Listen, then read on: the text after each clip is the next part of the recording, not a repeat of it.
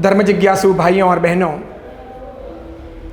जीवन की सुख शांति और उन्नति के लिए सद्गुरु भगवंत का योग चाहिए। जिसके जीवन में सद्गुरु आ जाते हैं, मिल जाते हैं, वो जीवन सफल हो जाता है। जिसे गुरु नहीं मिलते हैं, वो कितना भी लंबा जीवन हो, वो जीवन सार्थक नहीं होता, सफल नहीं होता। ईस्वी सन 1980 की बात है। गर्मी की छुट्टियां थी। हमारे कर्नाटक के एक छोटे से गांव हिरियूर में महान उपकारी गुरुदेव आचार्य भगवंत श्री पद्मसागर सुरेश्वर जी महाराज साहब का पदार्पण हुआ। हम छोटे थे, भगवान से, गुरु से, धर्म से अनजान थे, अज्ञानता के परिवेश में जीते थे। कोई आराधना वगैरह का हेतु नहीं था, जीवन का लक्ष्य भी निर्धारित नहीं था। ये पता ही नहीं था कि कहां जाना है और क्या करना है, कहां पहुंचना है, कुछ भी पता नहीं था। 4 दिन के लिए गुरु भगवंत का हमारे गांव में पदार्पण हुआ। प्रवचन तो कुछ पल्ले पड़ते नहीं थे। शुभ ऋणानुबंध का योग था। गुरुदेव का आशीर्वाद मिला, अत्यंत स्नेह मिला।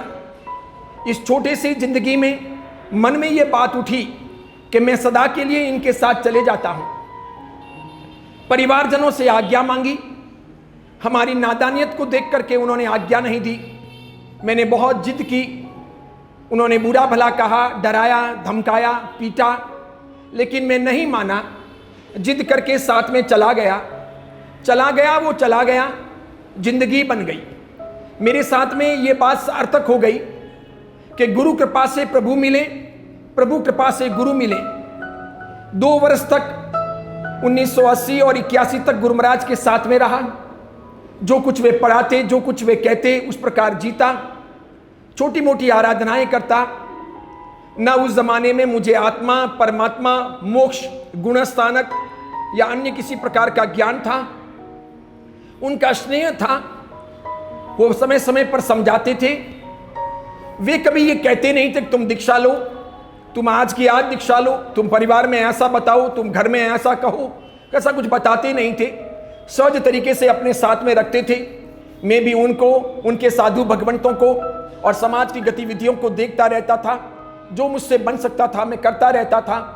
धीरे धीरे भावना प्रबल बनी। अच्छे योग उदय में आए। मेरे सौभाग्य का सूर्योदय हुआ। मेरी दीक्षा की भावना तीव्रतम बनी। परिवार वालों ने अनुमति दी और इस प्रकार अत्यंत हर्ष उल्लास के साथ 1982 में चेन्नई में मेरी दीक्षा संपन्न हुई। आज 43वां दीक्षा दिवस है।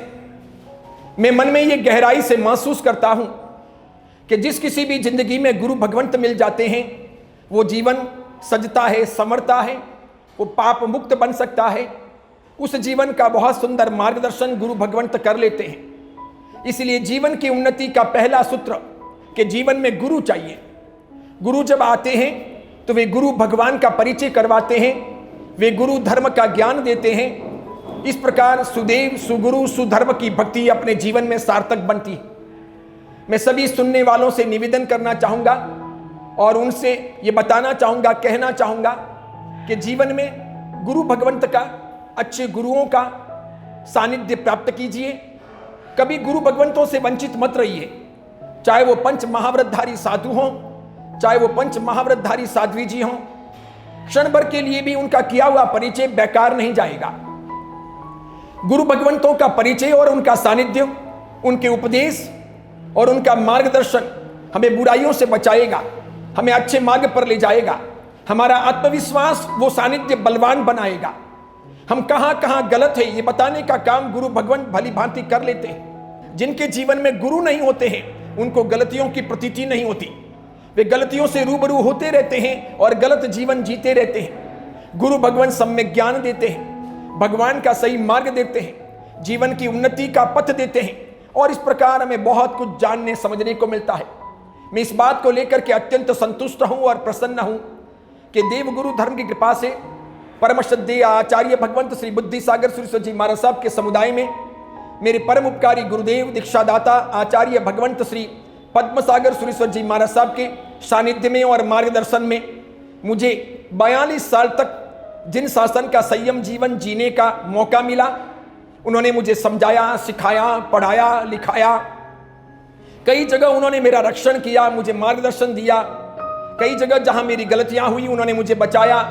और इस प्रकार मेरे गुरु भगवंत ने और इस धर्म के मार्ग ने, परमात्मा की कृपा ने मेरे लिए माता, पिता, गुरु, सखा, मित्र सबकी भूमिका पूरी की।